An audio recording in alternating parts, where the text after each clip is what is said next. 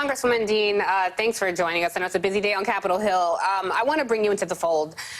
What was most baffling to me was the fact that the GOP didn't even bother to watch. They couldn't be bothered to pay attention and still shamelessly defend the insurrectionists, essentially. I want you to take a listen to this exchange between your fellow Congressman Jamie Raskin and Congressman Andrew Clyde. This is a cut-down version of a much longer exchange, but take a listen and we'll get your reaction on the other side.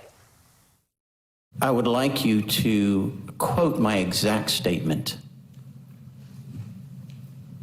not your interpretation of my statement. Okay.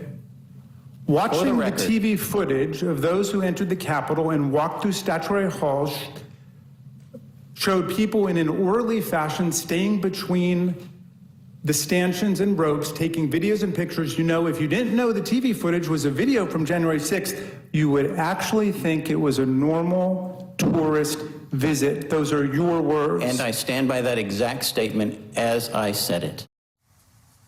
He stands by that exact statement. What he's saying to people is, do not believe your lying eyes. This didn't happen. How can you negotiate or govern alongside people like that? Well, you can't. These people have abdicated their governing role. Instead, they are in support and tethered to the big lie and the former president, who is a failed president, who, let's remember, but for Donald Trump, we would not have had an insurrection at the Capitol. He fed the lies for months and months and months. And then after the election, when it was so clear that he had lost, he continued the lies. And he had elected officials here on Capitol Hill continuing those lies also. So I'm very proud that the committee got started yesterday. I had the real privilege of meeting with the 4 officers last evening and, of course, watching some of their testimony. I thought the committee acted in a dignified way, which is all we ask, because what do we want? We want the truth. Who was involved? Who planned it? Who failed to respond after the insurrection happened? Donald Trump invited them on a specific day. He spent more than $2 million from his campaign fund in order to promote this event. And of course, people came, and they came armed. They came with Kevlar vests. And we saw Americans attacking Americans, incited by a failed president of the United States. So, Mr. Clyde, I don't know where he is in this delusion, but it is impossible to govern with someone like that. Well, we don't know where he is in this delusion, but we do know that he's not alone.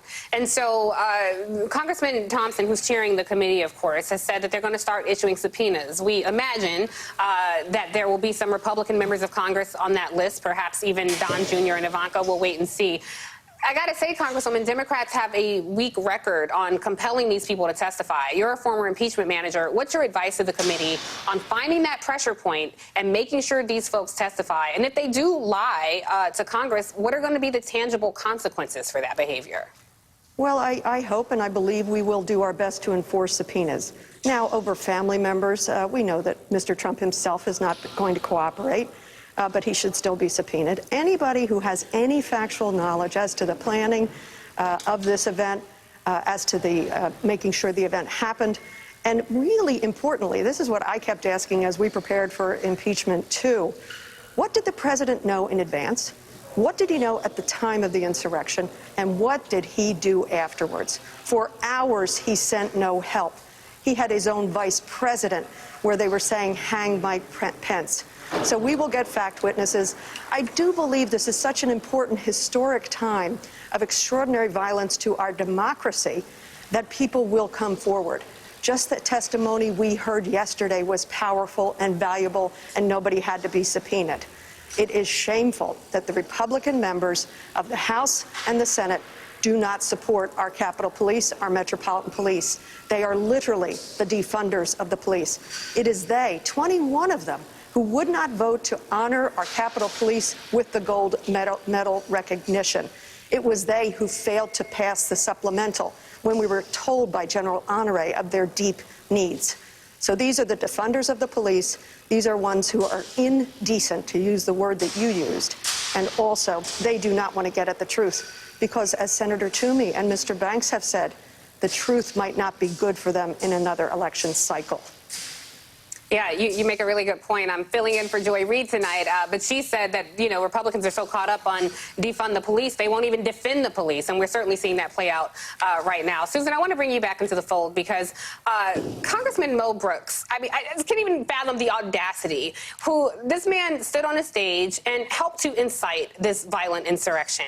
And he has the temerity to ask the DOJ to represent him, to which, of course, the DOJ has said, get out of here. But I am curious because my whole point about this conversation, I think we need to have an honest exchange about, is, again, this kind of rhetoric did not begin with Trump. This is long-lived in the Republican Party. So for folks like yourself who do not like Trump, but you're still a member of the party, you just heard the Congresswoman say you can't govern alongside these folks. So we're coming up on midterms. When it comes to voting down ballot, Mo Brooks is running for Senate. Marco Rubio, a Trump acolyte now, he's running for Senate. What's your advice to Republican voters? Should they report the Democrats on the ballot, or should they keep empowering Republicans who have long trafficked in racist rhetoric and policies? You should never vote for anyone who you think is morally corrupt or is against what your belief system is. Yes, I'm still part of the party, but I think even the Congresswoman would say she's happy to work with the 2 Republicans on the committee, for example. There are discussions, and it is important that there are people who are sane, who are left in this Republican Party, because I do believe eventually, hopefully, sooner rather than later, the party will burn down and have to be rebuilt. And it should be rebuilt with people on principles. Yes, Tiffany, we could go back and forth on tax policy. Let's have that conversation. But there is no room, not only in my party or in government, but in our society for people who are this vile. Yeah, I could not agree with you more. Thank you so much, Congresswoman Madeline Dean and Susan Del Percio. Sorry about that.